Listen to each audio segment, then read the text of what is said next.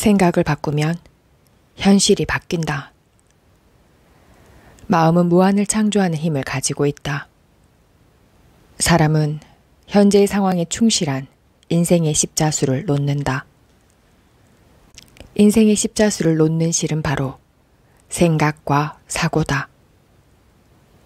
아름다운 생각의 실과 부정적인 사고의 실이 종행으로 교차하며 수를 놓는다. 의심이나 오해로 자아낸 실과 현실을 바르게 이해하는 실도 행동으로 나타나며 오차 없이 수 놓인다. 그렇게 해서 완성된 직물은 그 사람의 성격이나 정신에 색을 입히고 그의 인생을 드러낸다. 사람은 마음속 숨겨진 능력을 모른 채 마음이 수놓는 십자수를 몸에 걸치고 사는 것이다. 감추어진 마음속 능력은 자신의 선택에 의해 얼마든지 인생의 십자수에 활용할 수 있다. 마음의 능력을 어떻게 잘 살릴 수 있는지는 현실을 체험하며 배워가야 한다. 인생을 통해 얻어지는 체험은 점점 가속될 수도 있고 자기 자신으로 인해 방해받을 수도 있다. 마음은 원래 자유로우며 속박되는 일도 제한받는 일도 없다. 그러나 본인 스스로 한계를 정해놓는다면 여러 가지 조건에 의해 마음은 점점 구속되어 간다. 그러나 본인이 한계를 정할 수 있다면 그 한계를 넓히는 것도 가능하다.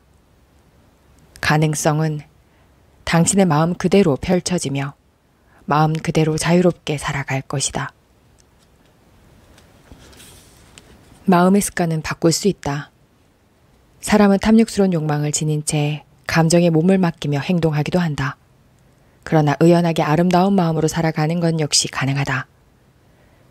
초라한 사람이 될지 세련된 사람이 될지 어리석게 살지 지성을 가지고 살지는 태어나면서 결정되는 것이 아니라 자신이 선택하는 것이다. 또한 사람은 망상이나 의심으로 진실을 덮어버리거나 주어진 이미지를 진실이라 믿어버리는 일도 있다.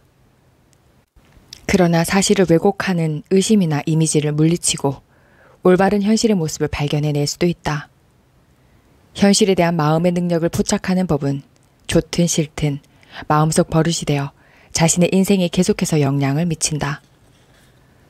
감정의 스위치를 켜는 법이나 행동으로 나타나는 사고 과정은 반복을 거듭해 자신의 성격이나 버릇이 되어 있는 습관이다. 마음의 습관은 보다 나은 방향으로 변화하려는 의지와 노력으로 얼마든지 변화시킬 수 있다. 현실을 어떻게 받아들이고 어떻게 전개시켜 갈 것인가. 창조하는 것도 선택하는 것도 마음에 따라 가능하다. 마음이 만든 조건을 변화시키는 힘과 상황을 변화시키는 힘은 어느 누구나 모두 갖추고 있다. 마음의 습관을 어떻게 변화시켜 갈까? 그것은 되풀이되는 선택과 존재하는 모든 경험에서 배우는 지식의 축적에 의한 것이다. 마음에서부터 전개되는 사고 과정, 생각 소유법, 현실 포착법, 그리고 사고를 전개시켜가는 삶의 방식은 그 자체가 사람의 가치를 나타낸다. 사람은 자신의 가치에 적합한 인생을 창조해 간다. 마음의 습관이 되어 있는 사고 과정을 그대로 유지하거나 의지와 노력으로 서서히 변화시키는 것도 가능하다. 사람은 마음의 습관으로 자신을 구속해버리는 경우가 있다. 오해나 착각으로 기분을 엉망으로 만들어버리는 일도 있다. 잘못된 방식을 거듭해 그 상황에 칭칭 얽매이게 되는 일도 있을 것이다. 자유를 느끼지 못하는 것은 스스로 만들어낸 사고 과정 때문이다. 구속을 풀고 자유를 향해 나아갈 수 있는 것은 자신밖에 없다. 구속하는 태도는 다른 곳에 있는 것이 아니라 당신의 마음속에 있기 때문이다. 현실을 현실로 인식하는 것은 마음이다. 어떠한 사건이나 상황은 마음과 밀접하게 연결되어 있다. 하지만 사고 과정을 통해 마음속으로 인식되는 현실이 비로소 현실로 받아들여진다. 외부는 내부에 따라 형체를 이루고 실제의 것으로 마음에 존재한다. 외부에 내부의 세계를 만들어내는 힘은 없다. 마음속에 비춰지는 현실은 내부의 사고 과정이 만들어낸 현실에 지나지 않는다.